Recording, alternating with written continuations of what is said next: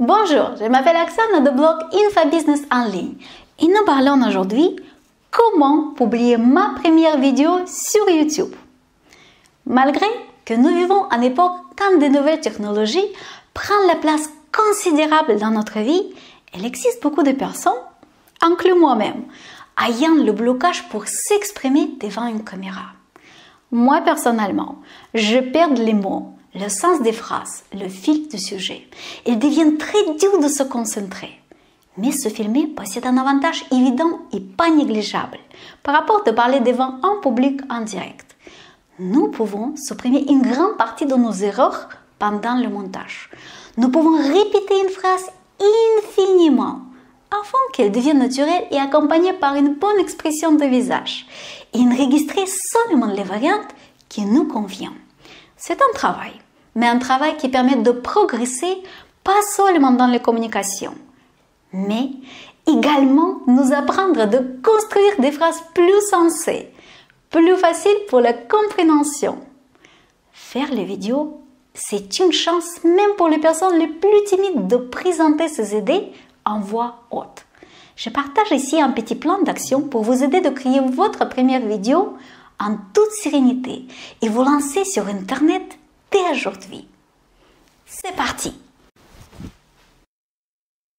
Tout d'abord, choisissez le sujet qui peut être intéressant à votre audience, celui que vous maîtrisez suffisamment bien. Écrivez le plan à propos de quoi vous désirez parler dans votre vidéo, en sachant que les deux premières lignes doivent contenir l'indication claire de la thématique que vous souhaitez aborder. En suivant votre plan, préparez le texte en utilisant le langage qui est plus proche de votre langage naturel. Mais n'oubliez pas qu'il doit rester bien compréhensible pour votre auditoire. Les termes spécifiques et professionnels, c'est bien, mais c'est beaucoup plus confortable de les remplacer par des mots plus généraux. Faites de sorte que le texte pour votre première vidéo ne prend plus qu'une page de format A4. Cela suffit largement pour démarrer. Si vous avez la tendance à perdre le sens de votre sujet pendant le tournage, vous pouvez utiliser mes conseils partagés dans une de mes vidéos précédentes. J'ai partagé comment je me prépare pour chaque vidéo. Au minimum, cette préparation vous aide à éviter de très grandes pauses pendant que vous recherchez des mots nécessaires.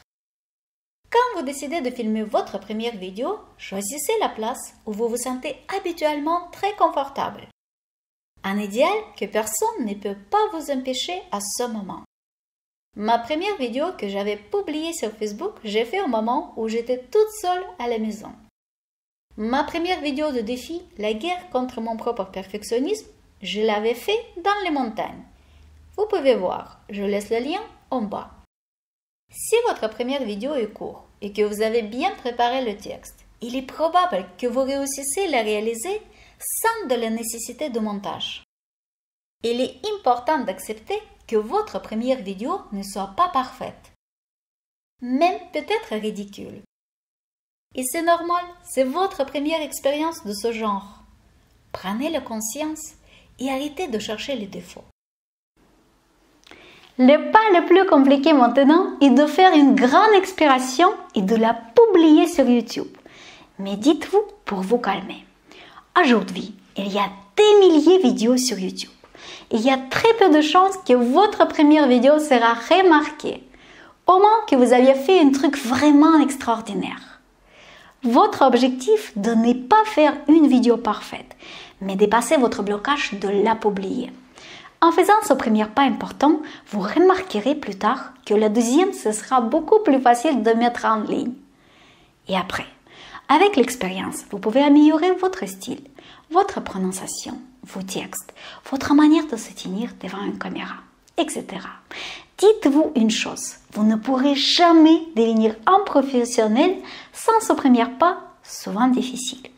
Tout simplement, faites-le et on verra ensuite. Je vous souhaite un bon courage et à très bientôt. Peut-être vous trouvez cette vidéo un peu bizarre, mes gestes un peu incohérents. Pourquoi? Parce que j'ai appris en fait que j'ai presque jamais utilisé mes mains. Et j'ai dit, bon, peut-être c'est quand même pas trop avantageux parce que tous mes vidéos, ils sont un peu comme ça.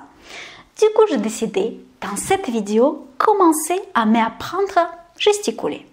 Je ne sais pas si ce sera bien, je ne sais pas si ce sera vraiment utile, mais je pense quand même que ça peut aider de rendre mes vidéos un petit peu plus dynamiques, plus vivantes, plus perturbantes pour les gens qui n'aiment pas les gestes, et voilà. Je me lance dans ce défi pour moi. On y va?